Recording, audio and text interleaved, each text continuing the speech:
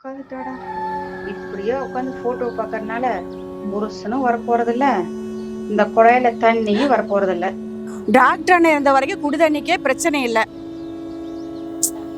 ஐயோ அக்கா அங்க பாரு. ஏய், என்னடா வேலை பார்க்குற?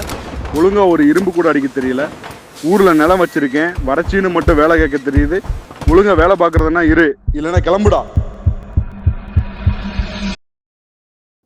என்னங்க வந்துட்டீங்க? இனிமே நம்ம விவசாயமே பண்ணி பொழைச்சுக்கலாம்ல.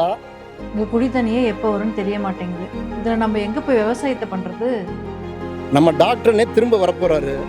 மாயனூர்ல இருந்து நேரா காவிரி தண்ணியை கொண்டு வந்து குளம் கம்மா எல்லா பக்கமும் நெப்ப போறாரு. இனிமே நம்ம நிலத்துல நம்மளே விவசாயம் செஞ்சு பொழைச்சுக்கலாம். வெள்ளக்காலங்களில் வீணாக கடலில் கலக்கும் காவிரி உபரி நீரை பாதுகாக்கும் முன்னோடி திட்டம்.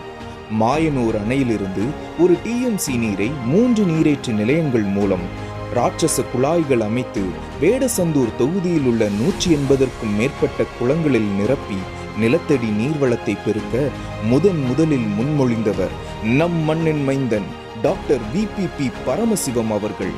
ஆட்சி மாற்றத்தால் கைவிடப்பட்ட விவசாய பெருமக்களின் நீண்டகால கனவான மாயனூர் உபரி நீர் திட்டத்தை வேடசந்தூரின் குரலாக சட்டமன்றத்தில் மீண்டும் ஒலிக்கச் செய்ய புரட்சி தமிழரின் நல்லாசியோடு வேடசந்தூரின் வெற்றி வேட்பாளராக களம் காணும் டாக்டர் விபிபி பரமசிவம் அவர்களுக்கு வாக்களித்தோம்.